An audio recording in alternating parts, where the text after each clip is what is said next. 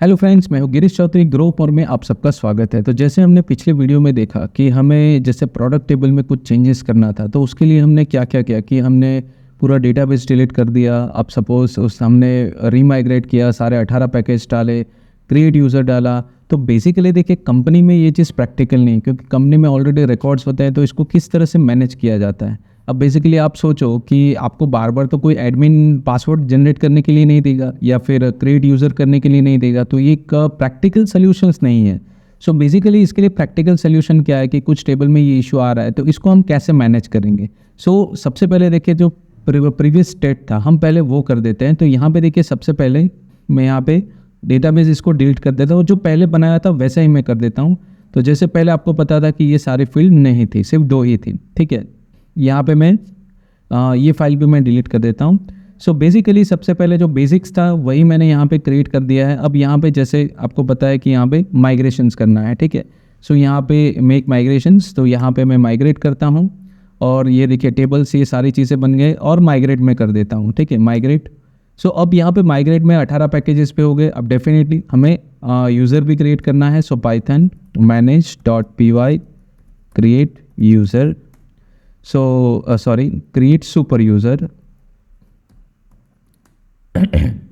यहाँ पे admin email की ज़रूरत नहीं है। यहाँ पे मैं पासवर्ड दे देता हूँ, अगेन सेम पासवर्ड और यस, ठीक है। तो ये मेरा एडमिन का भी ये सेटअप हो गया। एक बार टेस्ट कर लेते हैं कि क्या है।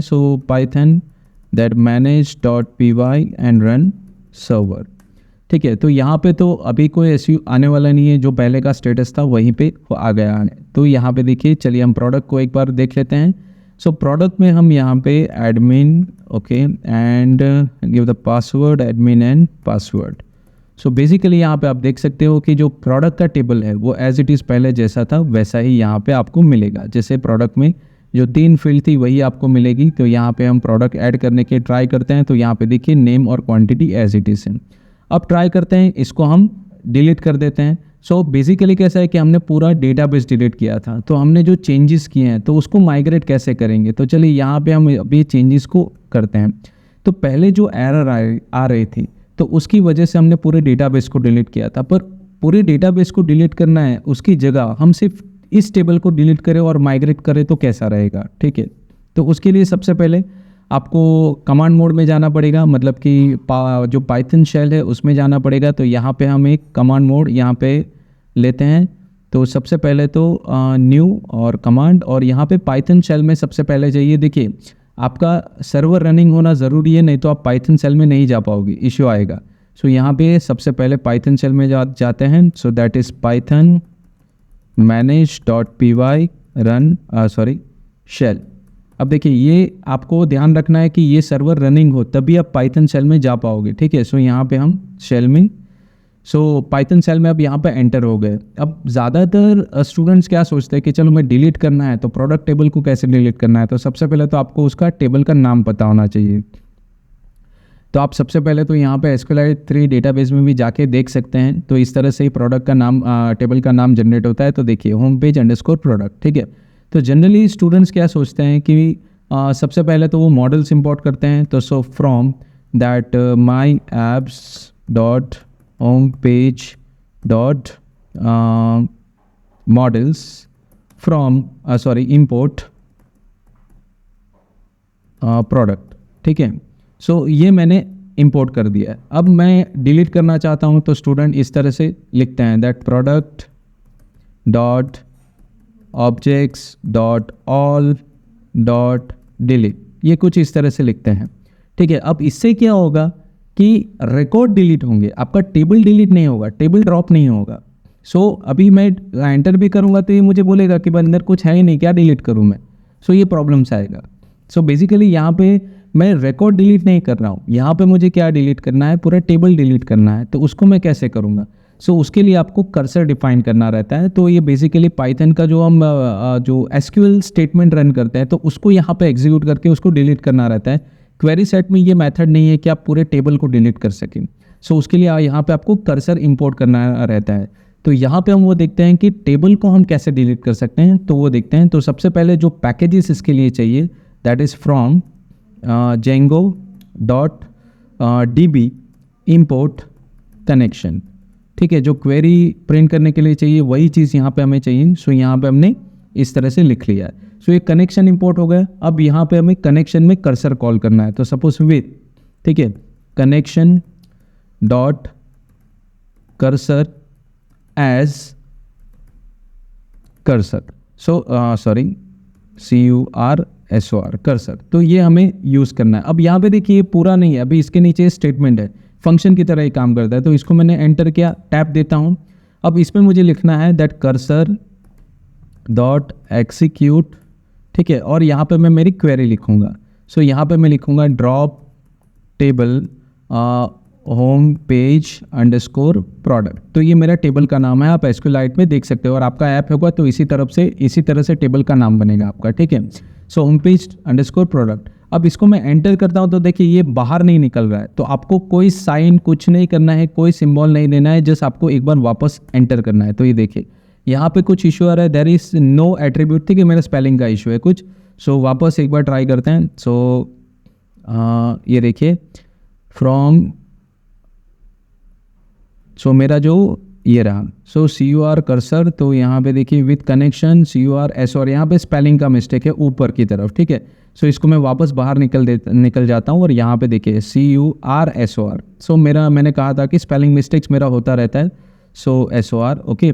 सो ये थोड़ा प्रॉपर आपको कॉल करना है। नाउ इसको यहाँ पे वापस सेम वही ये मैं एग्जीक्यूट करता हूँ।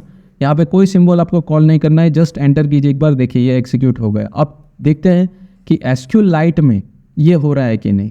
सो ये देखिए SQLite में से ये टेबल डिलीट हो जाएगा। देखिए अब यहाँ पे ये टेबल है नहीं, तो आप आराम से टेबल को बना सकते हैं, पर अभी भी कुछ इशू आ सकते हैं। देखिए सपोज अब यहाँ पे हम वापस यहाँ हम नॉर्मली जाते हैं। अब इसको मैं ब्रेक करता हूँ, माइग्रेट तो करना पड़ेगा। ठीक है, अब यहाँ पे देखिए ये जो पहले की माइग्रेशन फाइल है इसको मैं डिलीट कर देता हूँ सबसे पहले तो। ठीक है, वापस यहाँ पे माइग्रेट करते हैं, that Python manage.py make migrations. ठीक है, अब यहाँ पे देखिए माइग्रेशंस आएगा तो ज़रूर कि ये सारे चीज़ें हैं इसमें हैं। अब आप यहाँ पे भी देखोगे तो देखिए प्रोडक्ट का जो भी है ये सारा ले तो लेगा यहाँ पे। ठीक है, अब देखते हैं कि माइग्रेशन करता है कि नहीं, तो माइग्रेट करता है कि नहीं वो चीज़ देखना है। तो सपोज यहाँ पे हम लिखेंगे माइग्रेट। तो अब देखिए यहाँ पे माइग्रेट आया तो नीचे क्या लिखा हुआ है, running migration, no migration to apply, मतलब कोई है ही नहीं। सो अगर मतलब यहाँ पे मैं अगर देखता हूँ तो ये देखिए SQLite टेबल में मैं माइग्रेट कर दिया तो भी ये टेबल बनेगा नहीं। तो ये इशू हमेशा रहता है। तो इसको क्या करना रहता है कि ऐप बेस आपको माइग्रेशन करना रहता है। तो उसके लिए क्या करना है, तो आपको जेंगो जो स्टेटस है उसको बताना है कि इस ऐप में जो पर्टिकुलर चेंजेस है वो ये फिर से आप देखो, क्योंकि अभी तो हम देख रहे हैं तो रनिंग स्टेट में देख रहे हैं। ठीक है, तो जेंगो को आपको बोलना है कि ये पर्टिकुलर ऐप में जो चेंजेस हैं फिर से आप देखो, फिर से उसको इनिशियलाइज करो, जो भी ज़रूरी है वो सारी चीज़ें। तो सबसे पहले तो यहाँ पे मैं ये फाइल डिलीट कर देता हूँ, इसकी ज़रूरत नहीं है। तो इसके लिए सबसे पहले आपको क्या कमांड रन करना है, तो सबसे पहले तो मेक माइग्रेशन करने के लिए बाद आपको जैसे मैंने कहा कि ऐप स्पेसिफाई करने की, इस ऐप के लिए फिर से माइग्रेशन मतलब रिसेट करो, माइग्रेशन को रिसेट करो, मतलब जो भी चेंजेस हुए फिर से वो स्टडी करेगा कि क्या चेंजेस हुए क्या नहीं हुए, तो वो सारी चीज़ें स्टडी करेगा, उसके बाद वो एग्जीक्यूट करेगा। ठीक है, सो बेसिकली हम माइग्रेशन जो लेवल है उसको रिसेट कर रहे हैं पर्टिकुलर ऐप के लिए। अब जैसे यहाँ पे हमारे ऐप का नाम है होम पेज, तो उसको हम कैसे रिसेट कर सकते हैं वो हम देखते हैं। सो यहाँ पे हम लिखते हैं empty, तो ये क्या करेगा आपकी ऐप के लिए जो माइग्रेशन लेवल है उसको रिसेट करेगा, और यहाँ पे आपका नाम लिख दीजिए ऐप का, सो होम पेज। ठीक है, और कुछ नहीं करना है। देखिए ये कुछ नहीं करेगा, ये सिंपल रिसेट कर देगा। देखिए ये अपने आप इनिशियलाइज कर दिया। अब इसमें देखिए कुछ नहीं है, सब कुछ इसने फिर से रिसेट कर दिया, तो कुछ नहीं है। चलिए अब यहाँ पे हम माइग्रेशन करते हैं। देखिए अब यहाँ पे मैं माइग्रेशन करता हूँ तो ये एक और फाइल बनाएगा, उसमें जो भी चेंजेस आए वो डिटेक्ट करेगा। तो ये देखिए सारे चेंजेस डिटेक्ट हो गए, पर यहाँ पे भी अभी एक प्रॉब्लम है कि ऑलरेडी इसने फिर से रिसेट किया है। तो ये ऑलरेडी देखिए क्रिएट मॉडल, तो ये ब्रांड का बनाएगा क्रिएट मॉडल, पर ये टेबल तो ऑलरेडी बने हुए हैं, तो प्रॉब्लम हो सकती है। सो होगी क्योंकि हम SQLite 3 में अगर देखते हैं, सो ये देखिए कि आपको ऑलरेडी ये टेबल्स तो बने हुए हैं, ब्रांड डिपार्टमेंट, हमें तो सिर्फ प्रोडक्ट पे क्या काम करना है, तो क्या करेंगे। चलिए इसको अगर हम ट्राई करते हैं माइग्रेट करने की, तो होता है कि नहीं वो देखते हैं।